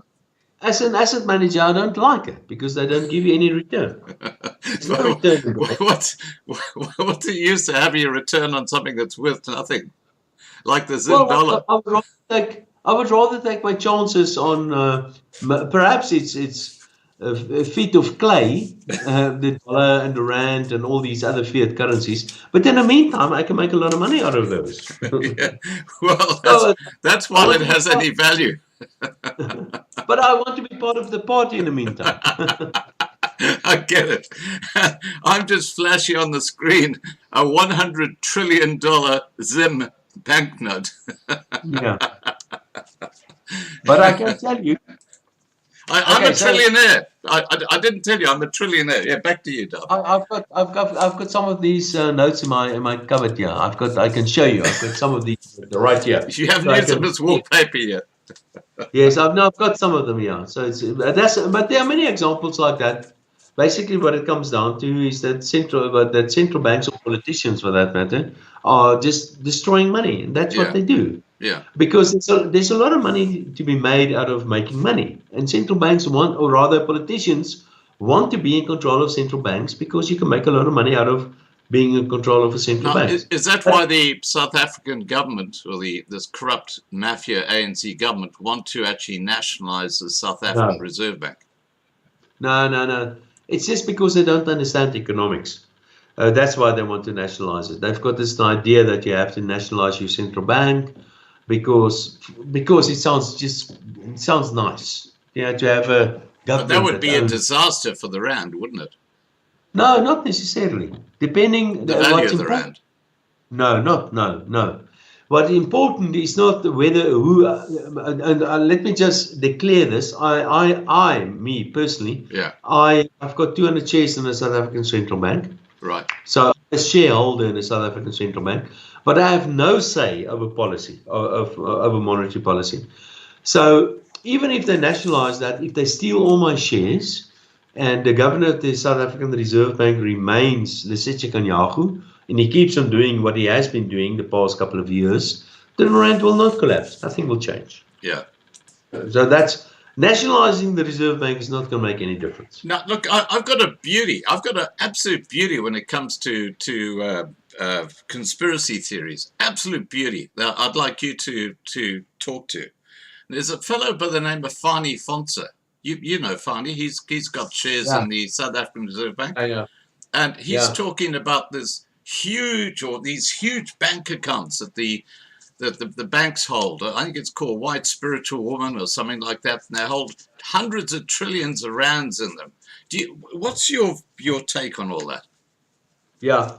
Well, there's a little bit of truth in it. And it's like most things, there's many of these conspiracies nonsense. There's a little bit of truth in it. Hundreds of trillions of rands, that's just nonsense. But what is true is that the South African Reserve Bank has approximately $50 billion in foreign reserves, in gold and mostly in dollars. So theoretically, which I don't think is going to happen in practice, by the way, because I think there are all sort of legal limitations to that. But theoretically, if you're a shareholder in a South African Reserve Bank and the Reserve Bank is being nationalized, then you've got a claim on that $50 billion worth of the reserves at the South African Reserve Bank. And I think that is what he's after. But that's it. It's a lot of money, by the way.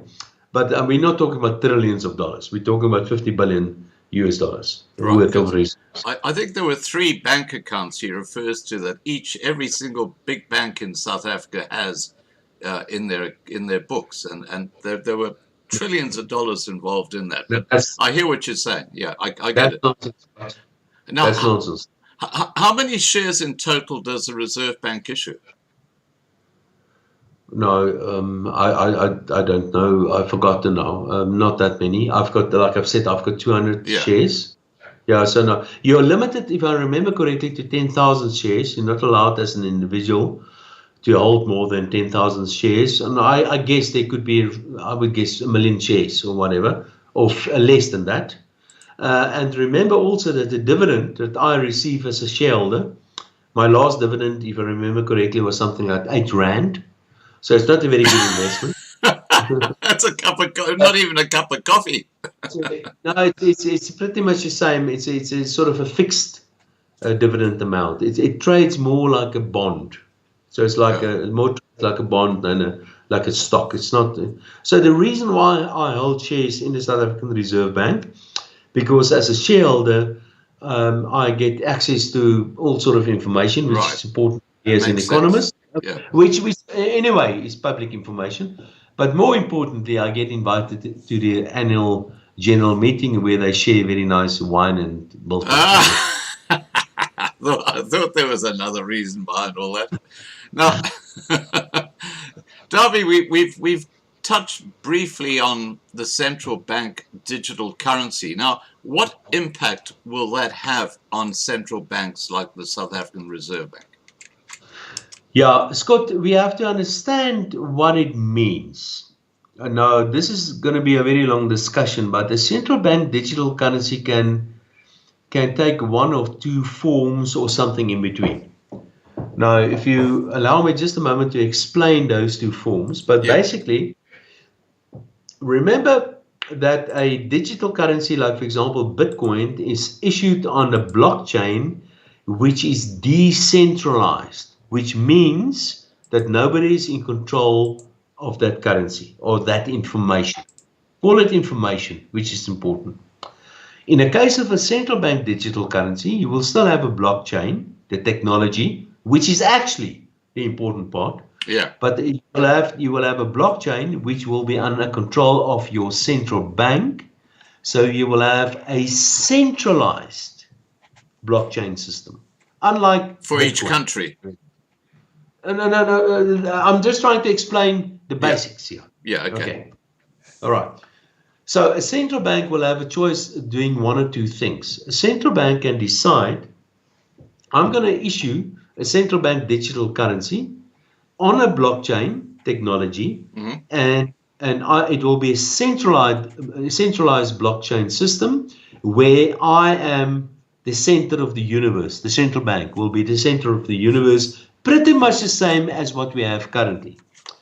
That also means that the central bank will issue you with central bank digital currency, but the only difference between a central bank digital currency and actual physical note will be that where you can use a physical note to go around the corner and buy a Zol or something illegal and nobody will know about it. If you have a central bank digital currency and you walk around the corner and buy something illegal, the central bank will know about that. Yeah. That's the one extreme. The central bank issuing a central bank digital currency on a centralized blockchain system. That means that the central bank has full knowledge of all your financial transactions. Now, that's the problem. That is That's one that, extreme. yeah. That is one way. Can I just speak to that for a second? Now the current cryptocurrencies are decentralized, which means that you can go and buy and sell and do whatever you like. But the problem that people have with this new centralized digital currency, which they're talking about, that governments or reserve banks will issue, is the fact that they can track and trace every single cent you pay or spend through the blockchain. And but because of that, it actually becomes like a voucher system. It's no longer a currency because they can stop you from buying fridges. They can actually block you from buying certain things. And if you've been a naughty boy like in China, where they got the social credit system, they can actually turn off your money. So you can't actually spend it.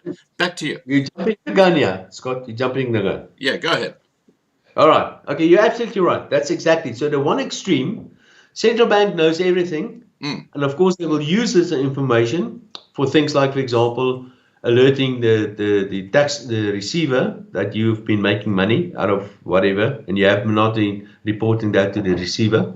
Yeah. So you have to pay taxes. But also for political reasons, like you just mentioned, that you've been naughty, you've been saying something bad about government on Facebook, and therefore we're going to take 10% of your money away from you. Yeah. But also, they can decide that they're going to give you a grant, for example, in the form of a central bank digital currency, but this grant will be limited to bread or beans and no brandy or whatever. So the thing is, they can, because it is a highly controlled central bank digital financial system, they can basically dictate what you spend your money on, including things like taking some of your spending power away, and they will have full insights and full information about all your financial transactions. It's big brother stuff. Yeah. That's the one extreme. Yeah. But remember, with this system, you don't need banks. So that's the downside of this extreme, because the central bank will be in full control of everything, and banks, they will basically very few things and a few functions that banks can fulfill in this example. That What about a housing loan? You can get it from the central bank. So you'd have to go to the central bank to get a housing loan. Basically, what it comes down to, and this extreme, remember, this is one extreme I'm sketching now. So in this extreme is that we will all basically will have accounts with your central bank. Yeah. That's the one extreme. And a chip in our hand. Kind of thing. But the downside is, Dawie, the chip in the hand is the mark of the beast. Just letting you know. Okay, back to you. Whatever. So, okay, but the point is that the central bank will have full control over everything financial. Right. That's the one extreme. But the downside, as far as the central bank is concerned, is that they will have full control over everything, and they simply do not have enough people to look after this. It's a lot of work. So, the other extreme in the central bank digital currency is where the central bank issues the central bank digital currency, but they will have far less control and far less information about your financial transactions. And part of this financial transactions and much of these activities and controlling and all of that, they will actually pass on to the banking system, lightening their workload a little bit, but at the same time, taking away a lot of information that they will have in the previous scenario. So where is it probably going to end up? And my suspicion is it's probably going to end up somewhere in between. What do we have in the case of the Chinese, for example? They have pretty much full control over this, but they still manage a normal banking system, including the banking system. So they sort of an in-between kind of system that they're running at the moment. And I guess most central banks will not go to the extreme that we've discussed just now. They will go for something in between, allowing the banking system to take over some of these functions as well, which means that the central bank will have more access to your doings, financial doings every day, but not full access, like what is possible in the one extreme. Just keep in mind, there's one important, very important variable that you have to keep an eye on, and that is, in the meantime, the private sector is also issuing private sector currencies like Bitcoin or Ethereum or whatever the case might be. Now, I'm not punting any one of these. I'm just saying technology will allow the private sector to start competing with central banks as well. So if central banks decide to go for a system where they will have complete and total control and insights over your financial doings, then the private sector will say, listen, why don't you simply ignore your central bank digital currency and rather make use of a private sector digital currency, which is decentralized and where we will not misuse this information.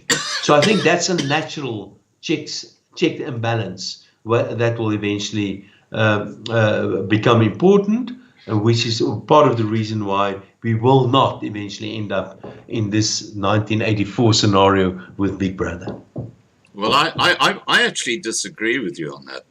Look, I'm a conspiracy theorist, so you're just going to have to realize that.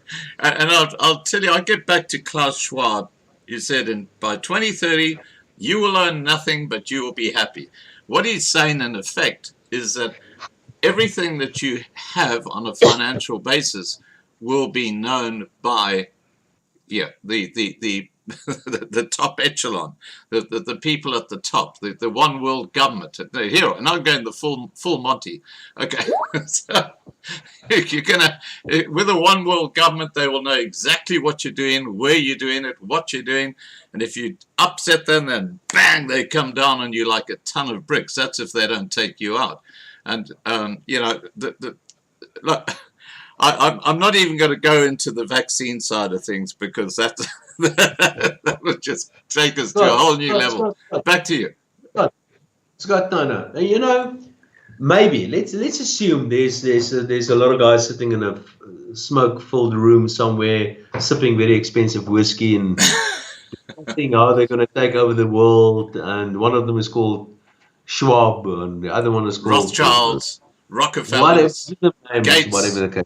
I'm sure they are very, very clever people, but I can tell you, and I've been involved in the financial markets for a long time. Yeah. There is no one single individual.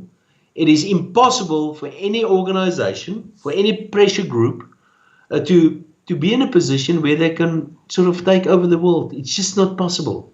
No. You and I, we are just far too clever. The private sector will there's always a crack somewhere. And the Illuminati, or the whatever names you conspiracy them, they're going to become, maybe they're big for 10 years or whatever, and then they're going to collapse. Okay, let me put two names out to you. Yeah. BlackRock. You've heard of BlackRock, obviously, and Vanguard. And Vanguard. Yeah, the asset managers. So what? Yeah, but they're huge. They control every multinational company of the world today. They're like the control them. They don't control them. That's untrue. Well, you just said they control every multinational company in the world. They do not control every multinational company in the world. They do not control Siemens. They do not control Nestle. They do not control British Petroleum, BP. We're going to disagree again. I'll tell you why. Because BlackRock and Vanguard, between them, they are often, in most cases, the top two shareholders in multinational companies. You go and check it out.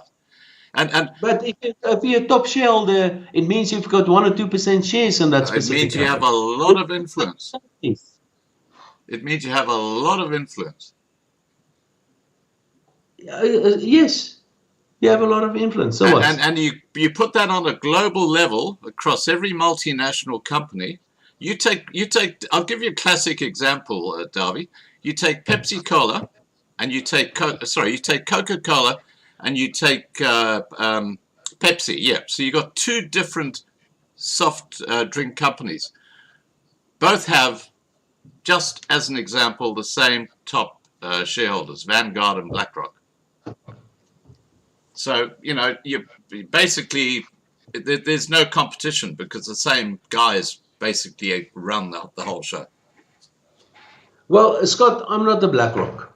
I'm an asset manager. Yeah. I take people's money. I take rich people like you. I take their money. Well, you wouldn't be doing well out of me, I can tell you. and I invested in all sort of companies globally. So I'm a BlackRock, only a very, very, very, very, very tiny BlackRock. Okay. My motivation behind my investments is that I look at the opportunities. I see I can make a good investment, good returns for my clients. And if we're big enough, we might, and we're not really interested in it, but we might go to an annual general meeting and we might vote on something. But probably not, because that's not our interest. Our interest is to look after the money of our clients. Yeah, just to make money. I get it. Okay. No, it's not about making money. It's making money. It sounds quite, basic. That's not it. It's to look after the investments of my clients. Yeah. To make sure that my clients are financially independent the day they want to retire, and to give them reasonable return. Right. I can tell you the things that really piss me off are things like these ESG sort of nonsense, environmental, social responsibility, governance, that sort of nonsense. No, that really is undermining my whole effort to get a good return for my clients. Right. Now, that's far more important, this political nonsense, than just normal, straightforward returns. I don't care if a company's invested with the Illuminati or BlackRock's got 10% shareholding. I don't care about that. I will do my own analysis and I will decide whether I want to buy into Nestle or not, as an example. Now, just on getting back to South Africa and the government, and I'm wrapping this live stream up soon, but I love our discussions because they encompass a whole range of stuff. Now, the South African ANC government are talking about taking a percentage of people's pension funds in South Africa and putting them into utilities or developing stuff so that they can feather the nests of their ANC cadres. How does that impact your clients? I can understand them having the control over PIC because it's like a government body or quasi-government body, but how do they actually find out about your pension funds that you're looking after or the investments you're looking after? How are they going to try and take a percentage of your investors' money and plunk it into this stuff? Yeah, no, again, you're looking for some sort of devil behind every bush, Scott. No, right. Okay.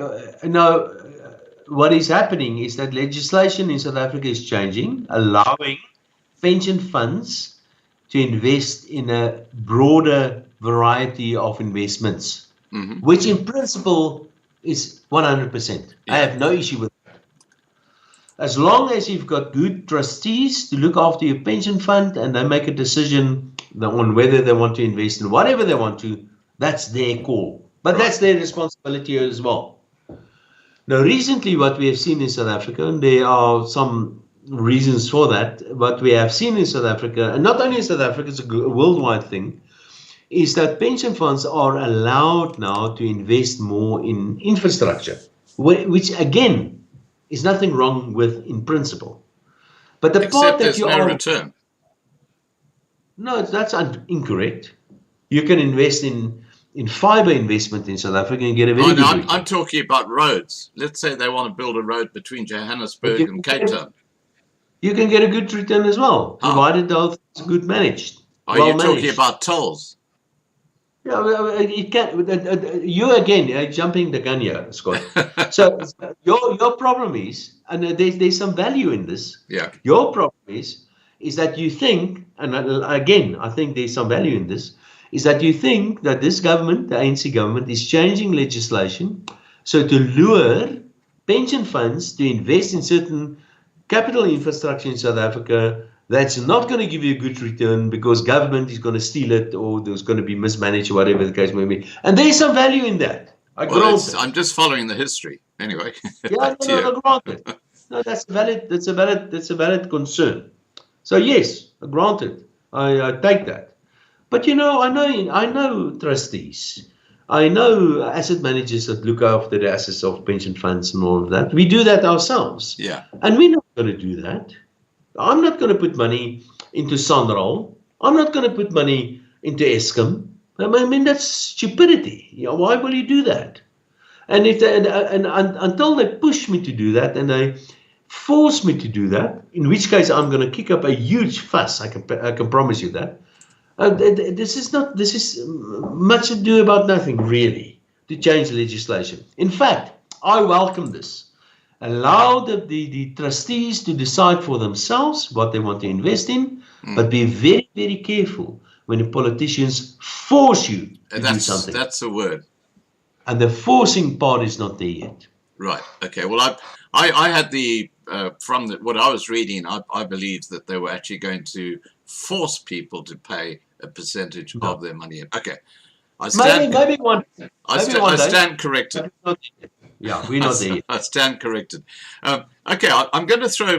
I've got a couple of questions here for you, and then we'll wrap up. But I just want to say thank you so much for joining us tonight. I know we had a little technical hitch at the start, but we got there.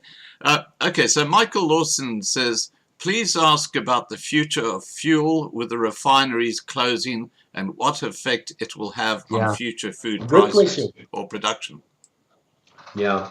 Well, the short answer is, as a consumer of petrol or diesel, the impact on my bottom line is not going to be much.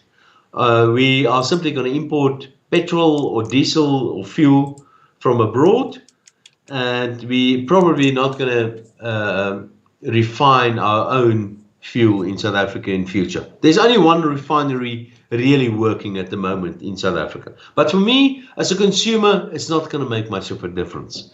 For the economy, it's going to mean something, because that means that value add will not happen in South Africa to the same extent as previously. So previously, we would import crude oil, refine it into diesel in South Africa as an example. No, that's not going to happen in future, which will have a negative impact on economic activity in South Africa. Sorry, I had someone trying to Skype me there. Okay, now, Mark has asked, do you believe in secession, which will incur a mere 5% tax base, which thereby will boost the economy in the United Cape States? I think you're talking about the Western Cape seceding from the rest of South Africa. What's the question about taxes, or is it about the secession? I think is it viable for the Western Cape to actually secede? I think that's the question. Well, the answer to that is that it's usually not a good idea to try to behave as if you are an island. It's always a better idea to be part of a bigger unit, bigger economy. The United States is a good example. They're a strong, big economy because they're big. That's very important. And that's the reason why they've created the European Union, because it's big. Remove obstacles. So it's not a good idea to go alone. Can it happen? Yes, it certainly can happen. I will not advise the Western Cape to try to unilaterally try to declare some sort of independence. That's not the way to do it. But what I would advise them, for cultural reasons or for political reasons or whatever, go into negotiations with the South African government and see if you can get more control over certain things, like the police or certain other things, in the Western Cape. It's not a good idea. In fact, what I would like to see in Africa is to see the establishment of the United States of Africa, to remove obstacles, to remove borders and all sort of controls, and allow capital and labor to flow more freely in Africa, because that leads to more economic activity and more wealth creation. But yes, the Western Cape, I guess, can become, but don't do it in a hostile manner. That's not gonna. You're probably going to be worse off, significantly worse off than what you are currently. Right. So what you're talking about is Africa becoming rather like Europe has. But let me just add to that, Scott, and this is important. Yeah. And that is that it doesn't, what I think what the future is going to look like is pretty much the same as what we had 500-600 years ago in Europe, where you had these city-states. The only difference is that we're going to have city-states, and we have that already, by the way. And you, Scott, you are a member of one of those. And that is that we are going to have city-states in future. The only difference is that the city-states are not going to be physical in nature. They won't have these huge walls around them. They will be somewhere in the cloud. And the very good examples are Facebook. Is a good example. Facebook. WhatsApp. It's another good example. And that's what I think. And I think that's what the future is going to look like. Yeah. Especially in Africa, especially in Southern Africa, you will have this wasteland of poverty with these islands of prosperity, which will be mostly technologically or technology driven, like WhatsApp groups and maybe private currencies and things like that. Right. Now, one final question for you. If I was an investor in South Africa who had, let's say, R1 million sitting in a fixed deposit in the bank and decided I wanted to invest it with a better return, what would your advice be to that person? Can I rather answer you on my 4 favorite industries? Absolutely. Going forward. Okay, I've got 4 favorite industries that I think is going to really do amazingly well over the next couple of years. The one is agriculture. Right. And the technological changes happening in agriculture is just absolutely amazing. We're going to see things like genetic engineering, specialized farming, all sort of things. I mean, farming is the place to be. Farming and how farming is going to change. Agriculture, how that's going to, and it's changing already. Farming it's at the beginning of a huge revolution, in technological revolution and everything that goes with that. So farming or agriculture is one of my favorite industries. A second industry that I really like is education. And part of the reason why I like that is because of my experience the past 2 years, because of lockdowns and all of that.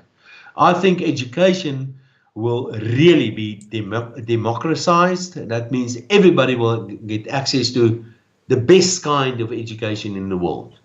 We will have education where, we were held up in Russia not too long ago, and I was actually in contact with the teachers of my kids in South Africa, and I could actually get all the information and keep on teaching them.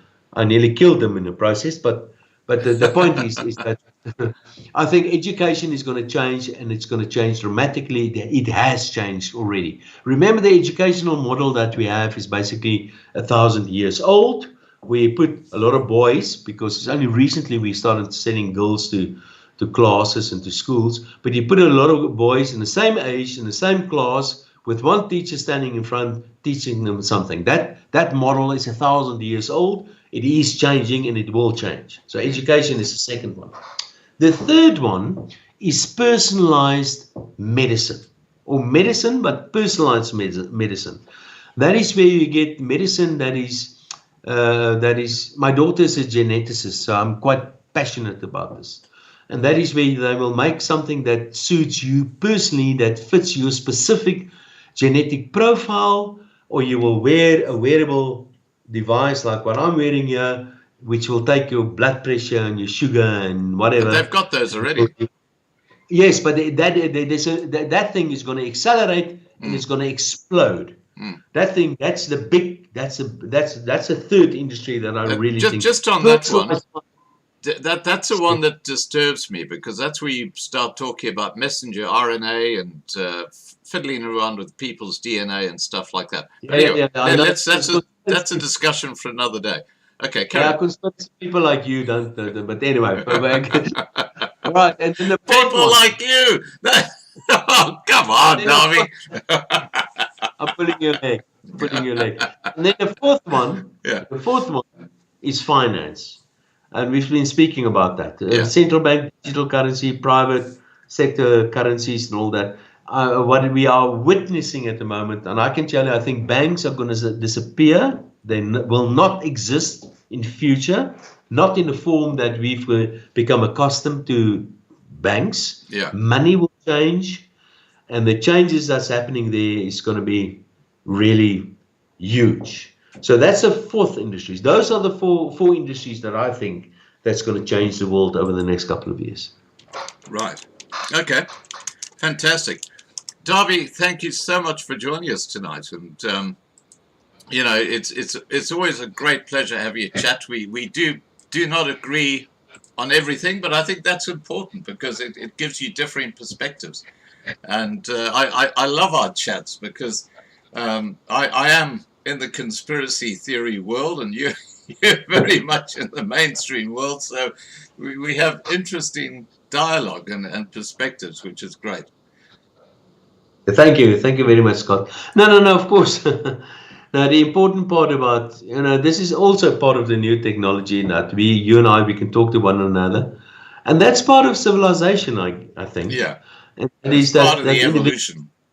Yes, we can exchange ideas and we can debate and we can talk about that. That's good. Yeah, it's good. It's fun. Let's keep doing that. Let's keep on doing that. It's fun.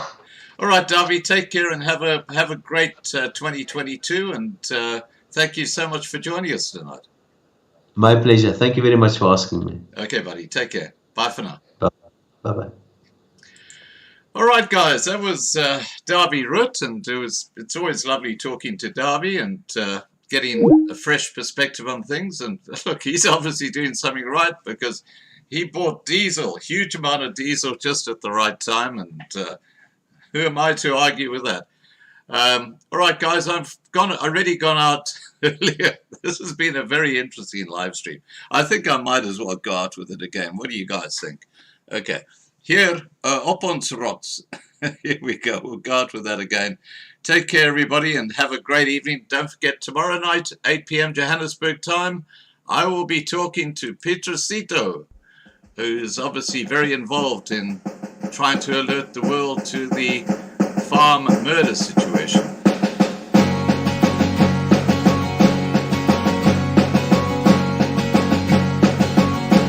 Ons loop hand aan hand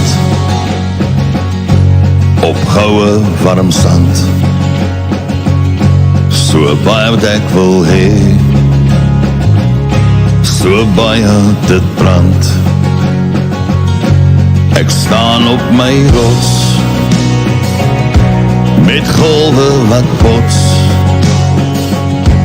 Ons het geen vrees, want hy is in beheer. Ons sien al die planne van goddeloze manne. Ons weet hulle gaan nie wen nie. Dis geskryf soos 'n duif. Ons sal wen, aanhou glo, want hy is in beheer. Die winde waai sterk, dis kragte wat werk. Die gevoel in my hart, dis vrees wat wil brand. Ons is boere met trots, met my hand teen my bors. Ons ken geen vrees, want hy is in beheer. Ons sien al die planne van goddeloze manne. Ons weet hulle gaan nie wen nie. Dis geskryf soos 'n duif. Ons sal wen, aanhou glo, want hy is in beheer. Ons sien wat gebeur, die leuen sal ons nie steen. Kom staan nog 'n keer, ek is stil, want ek weet hy is in beheer. Ons sien al die planne van goddeloze manne. Ons weet hulle gaan nie wen nie. Dis geskryf soos 'n duif. Ons sal wen, aanhou glo, want hy is in beheer.